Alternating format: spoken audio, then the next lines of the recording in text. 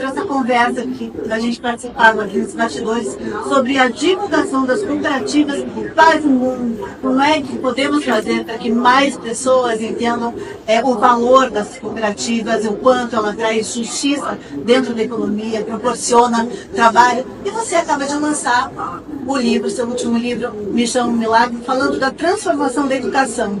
Vamos falar sobre educação e cooperativismo? Vamos. Bom, para vocês terem uma ideia, a educação é fundamental para mudar o teatro da mente humana. Vou citar 2 exemplos.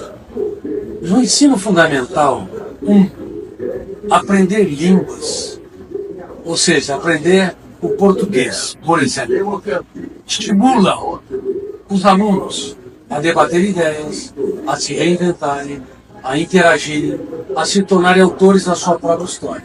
Não aprender a sua língua materna adequadamente gera glossofobia ou medo de falar em público.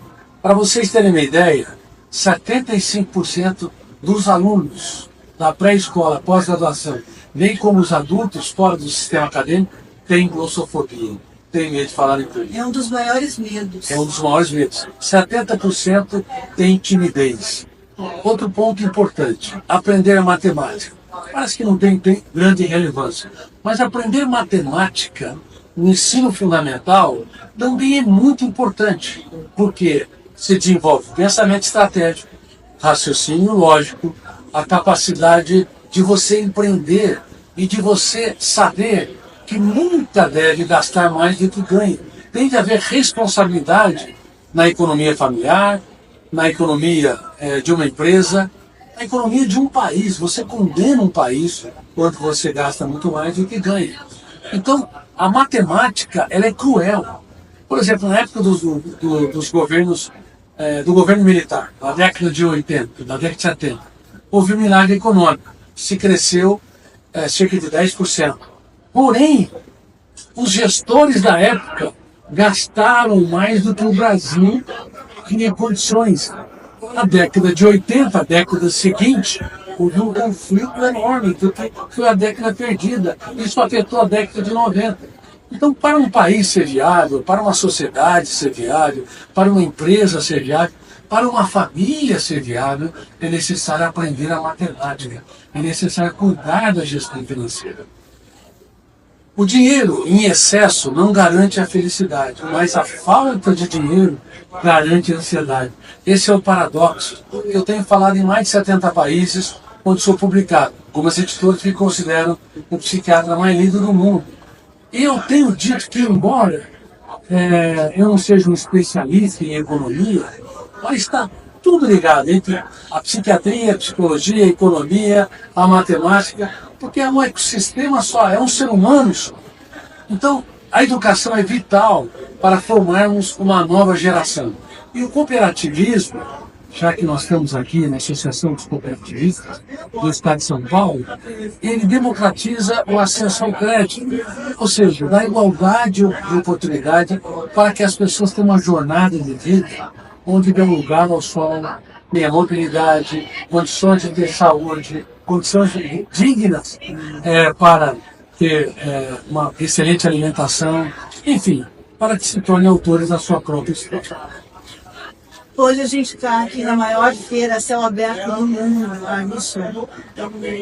Você veio buscar alguma tecnologia ou está indo embora com alguma tecnologia na cabeça?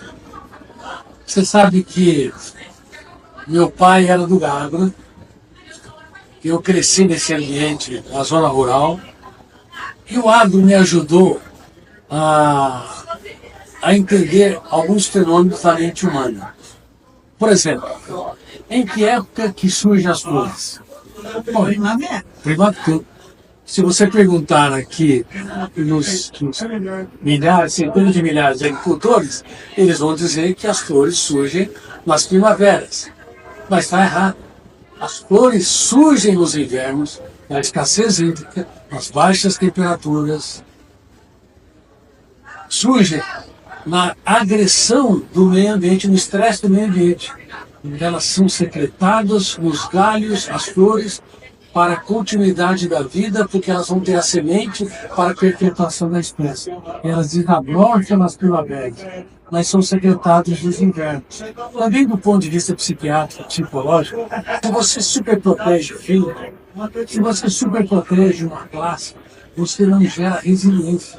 E o agro é uma das classes que menos foi protegida nos últimos 30 anos. Era muito subsidiado há 3 anos, há 3 décadas ou mais, mas depois o governo tirou os subsídios e o agro teve que desenvolver pesquisas, teve que aprender a lidar com a dor, com as dificuldades, metaforicamente com os estresses, e ele se tornou alavanca de desenvolvimento do país. Pais que superprotegem seus filhos geram herdeiros, que são torradores de heranças, querem tudo rápido e pronto, que não têm tolerância a frustrações. Ou seja, herdeiros, né, são diferentes de sucessores. Pais brilhantes formam sucessores, não superprotegem. Estimulam-os a lidar com seus sonhos, entender que quem vence sem riscos triunfa sem glórias. Estimulam-os a nunca se curvar à dor, mas usar cada crise, cada dificuldade para escrever os capítulos mais importantes da sua história. Por isso que há tanta dificuldade de formar sucessores no teatro da humanidade, que se formam muito mais facilmente herdeiros.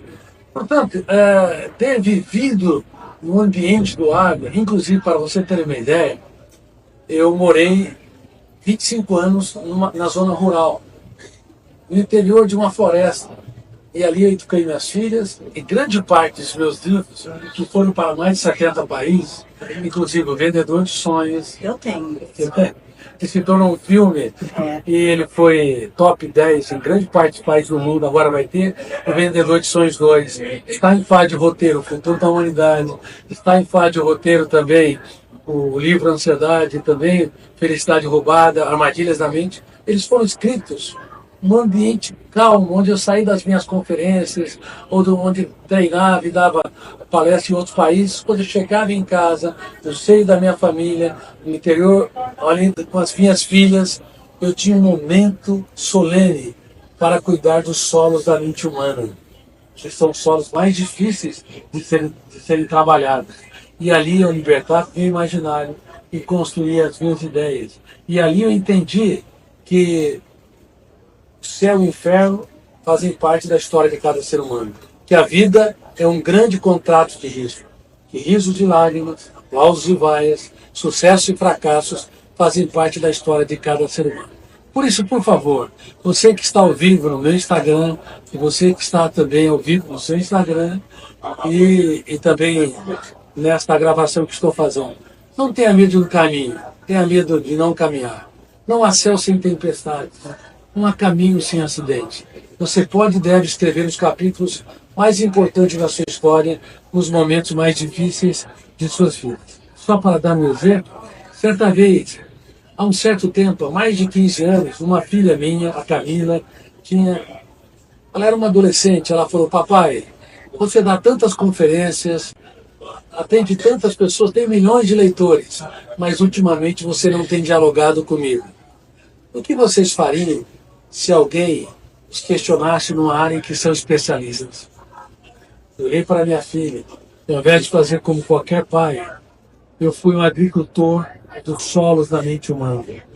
Eu reconheci meu erro, eu pedi desculpas, eu pedi para ela olhar para o céu. Ela, em lágrimas, olhou e eu falei: escolhe uma estrela. Ela não entendeu. O pai, quando errou, pediu para ela escolher uma estrela. Eu falei, ela escolheu uma estrela brilhante. E eu falei: filha, de hoje em diante essa estrela será sua. Mesmo quando o céu não tiver luz, não tenha medo da vida. Olhe para a sua luz interior. Viaje para dentro de si mesmo. E mesmo quando o papai fechar os olhos para essa vida, saiba que eu nunca vou deixar de te amar. Aí ele disse: não há céu sem tempestades, não há caminho sem acidentes.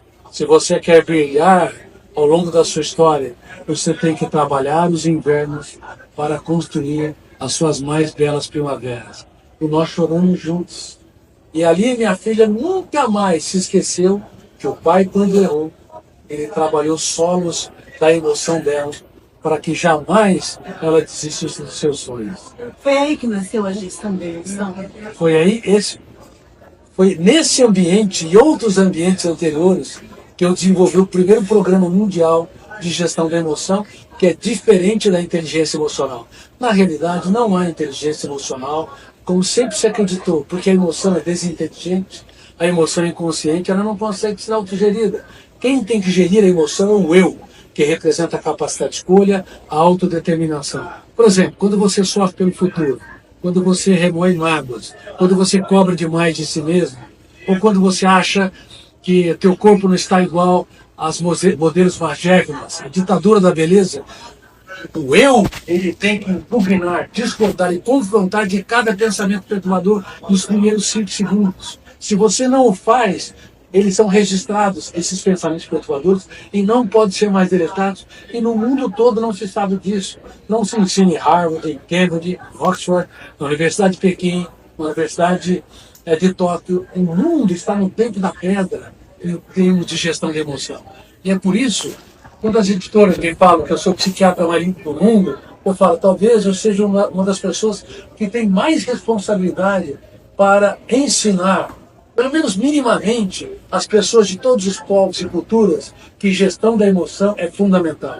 Sem gestão da emoção, casais começam o seu romance no céu do afeto e o terminam no inferno dos atritos. 420 mil casais se separam por ano, mas não é porque houve problemas graves apenas. Quando há problemas graves, assédio moral, agressividade, bom, há justificativas.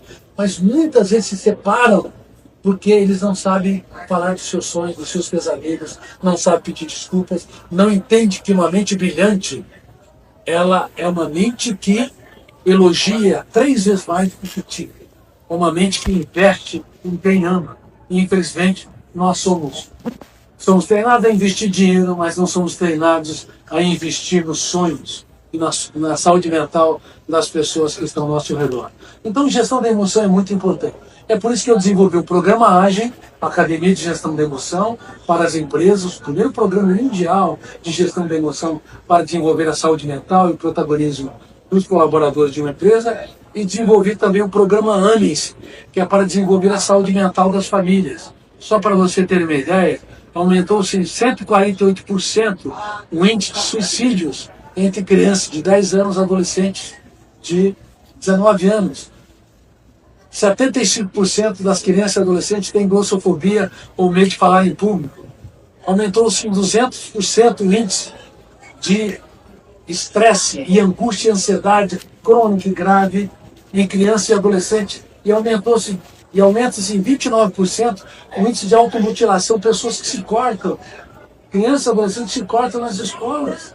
Mas espera um pouquinho, nós estamos na era das redes sociais, na era da liberdade. Sim, na era da liberdade, o ser humano nunca foi escravo de si mesmo, ele nunca foi um prisioneiro da sua própria vida. Por isso o programa AMES, Academia Mundial de Saúde Emocional para as Famílias, está disponível. Se você quiser ter acesso à aula inaugural, é só entrar no link da minha bio, no meu Instagram, você vai entender como a mente humana, infelizmente, ela tem sido um veículo mal dirigido, mal administrado, ou seja, não há gestão da emoção, temos sido escravos vivendo em sociedade livre. O amor cura, a mágoa adoece, certo? O amor sustentável e inteligente começa pela emoção e só continua se houver admiração. Ele só consegue curar se os pais abaixarem o tom de voz quando alguém eleva o tom de voz. Ele só trabalha os conflitos se os executivos aprenderem a falar das suas dores, perdas e frustrações para os seus colaboradores, transferindo o capital das experiências.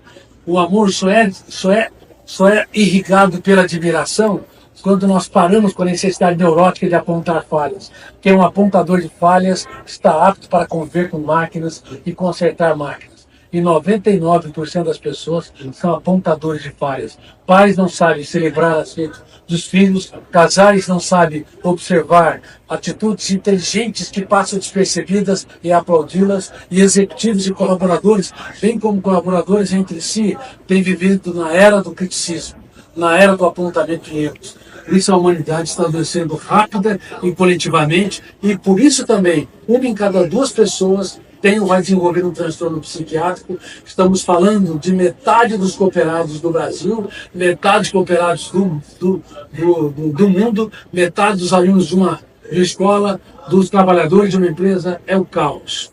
Estamos na era do entretenimento, música, literatura, redes sociais, videogame, televisão aberta e fechada, mas estamos na era também dos mendigos emocionais. É uma denúncia que eu tenho feito em tantos países em que eu sou publicado, e infelizmente eu quase que tenho sido uma voz solitária dizendo que a humanidade está adoecendo rápida e coletivamente. Então o amor tem que ser continuado pela admiração. Reitero, abaixe o tom de voz quando alguém eleva o tom de voz, elogie 3 vezes mais do que critique. Quando for criticar, exalte quem é para depois apontar o erro, e entenda que ninguém muda ninguém. Temos o poder de piorar as pessoas e não de mudá-las. Você só contribui para que elas mudem quando você se torne não uma pessoa chata que aponta erros, que repete os mesmos comportamentos, mas quando você surpreende, dizendo coisas nunca ditas. Por exemplo, todos os dias, ou pelo menos de vez em quando, falando obrigado por você existir. Você, de todas as coisas que eu conquistei na vida, você é a melhor delas. Para a gente fechar esse momento de cooperação, você cooperando com a nossa história, aqui dentro do estande do Sistema OCESP, a gente cooperando com a possibilidade de levar sua voz para mais pessoas. Completa a frase para mim. Cooperativismo é... Cooperativismo é a forma mais democrática e generosa de você incluir milhões e milhões de pessoas para ter mais qualidade de vida e ter um caso de amor com a sua saúde emocional e com a sua sociedade. Muito obrigada pela sua existência. Essa frase tem que se colocar no quadro. Muito obrigada pela sua existência. Eu quero um abraço. Obrigado. Você é muito generosa em tudo dizer. Um beijo no coração. Um beijo, obrigada.